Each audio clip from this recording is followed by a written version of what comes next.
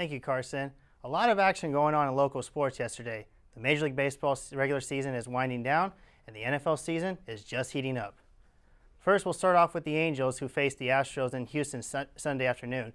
The Halos got off to a bad start as Astros center fielder George Springer hit a solo home run on the first pitch of the game. In the bottom of the second, Michael Hermosillo drills this ball in the gap and tied the game up, letting the hair flow wild and free with an RBI triple to make the score 1-1. However, that quickly changed as George Springer hit his second home run of the game in the bottom of the second. And if that wasn't enough, Springer hit his third dinger of the game in the bottom of the fourth to make the score 4-2. Houston would add 9 more runs, and the Angels would go on to lose by the final of 13-5. The Astros also won their third straight American League Western Division title.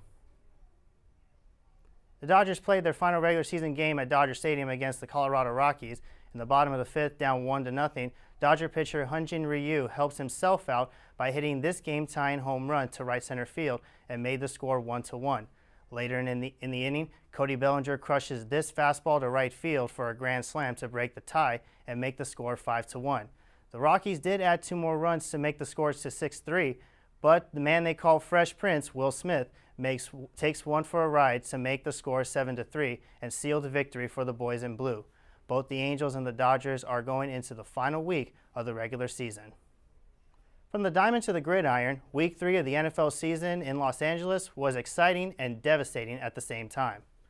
The Chargers faced the Houston Texans at home yesterday afternoon.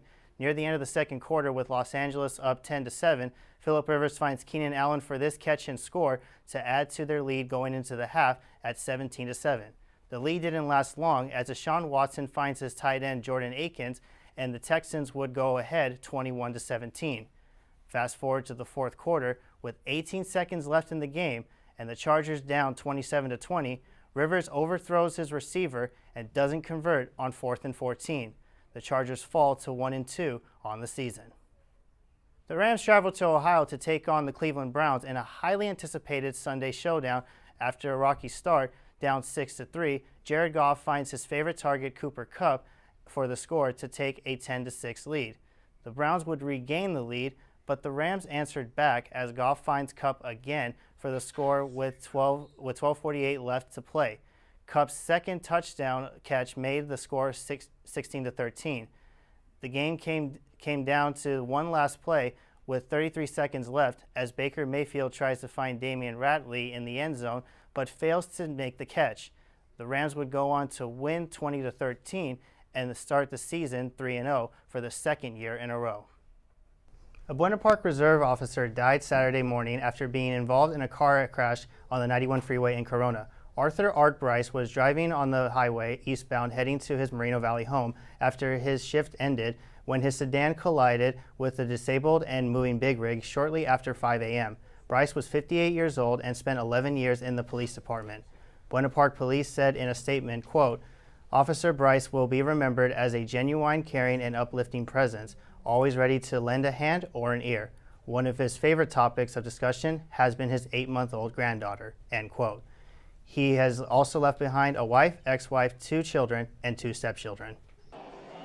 Thank you, Alex. Now, we got the game going on right now. It's 1-1 in the bottom of the fourth inning. Actually, the Nationals are up right now, and Max Scherzer's at the plate, Kenta Maeda on the mound, and there's actually some Dodger fans watching, and they are really pumped up. I mean, well, why not? The Dodgers just got out of the inning right now. So this is an anticipated game. If the Dodgers can pull off and win this game, they will go to the National League Championship Series for the 4th year in a row. That's right.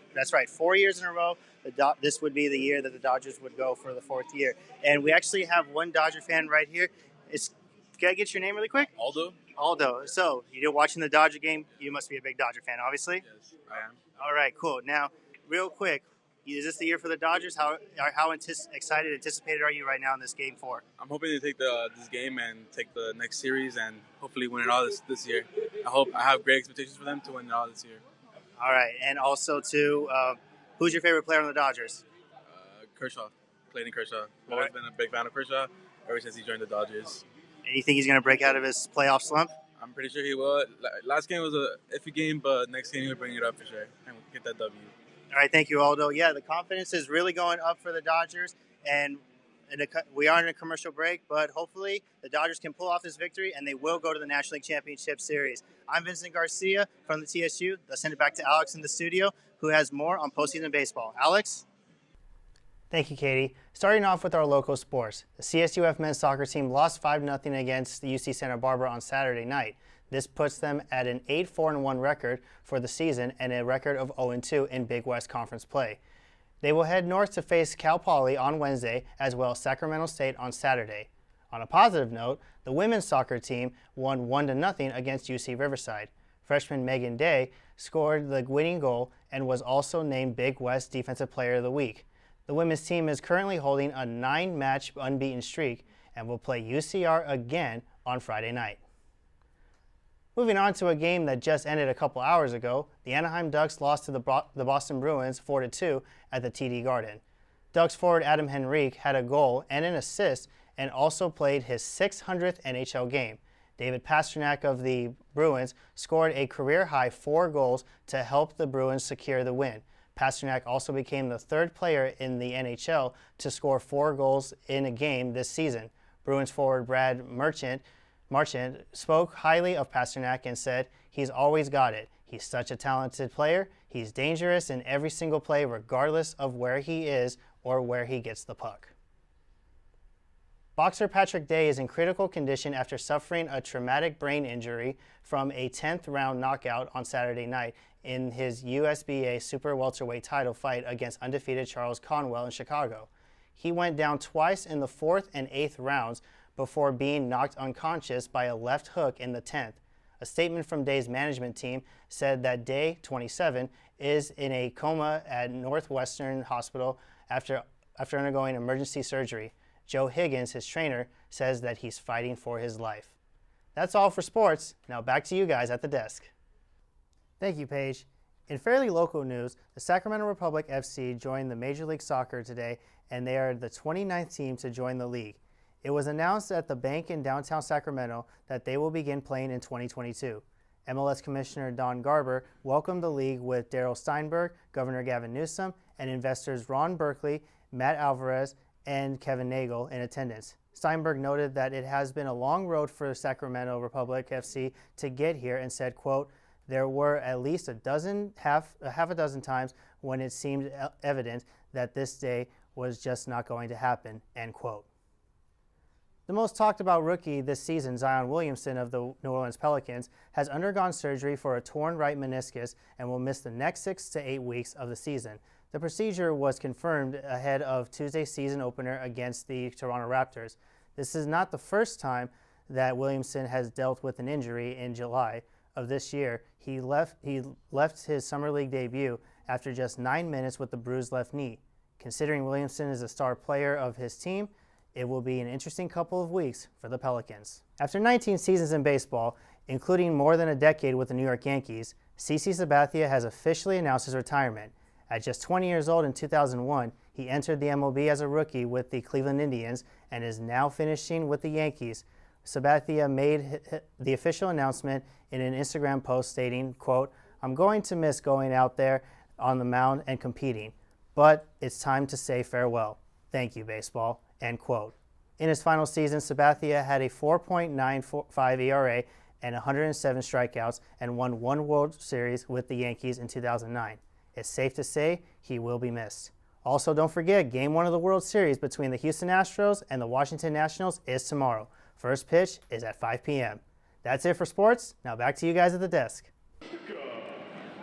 Back in September, California Governor Gavin Newsom signed the Fair Pay to Play Act, a bill that will allow college athletes in the state to hire agents and be paid for endorsements, promote products and companies, and financially benefit from their college sports activities. One former Titan athlete was very excited to hear the news. I was very excited about it to see that players can actually finally profit off their likeness, because I understand that they are playing for a university and they receive a tuition. That's great and all, but it's also they're devoting a lot of their time in their lives and are not able to get that extra income to support themselves. So I think that this is a really great thing, especially because they're the ones putting in all the work and building upon their talent to build a name for themselves. But how will this affect the junior college recruiting?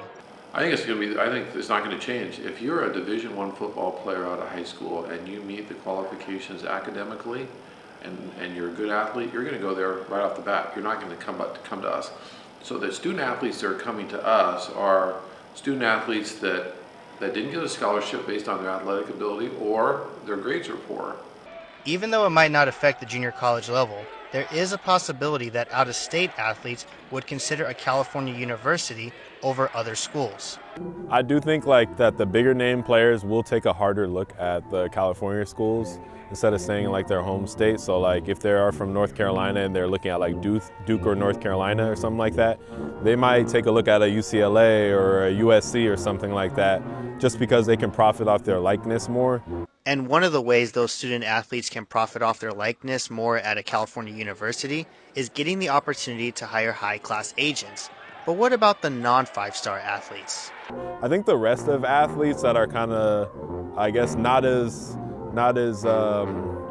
they're not five-star guys, they're not four-star guys, they're not as recognizable. I do think that they probably will just target the schools that they like that are best for them and won't really worry about that as much because there's not as much to profit off of.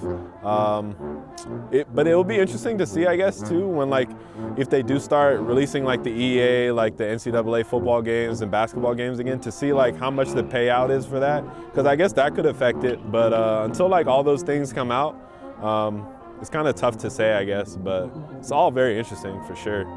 Now, while the new rule won't go into effect for a few years, it is still affecting the way that high school prospects look at their recruiting.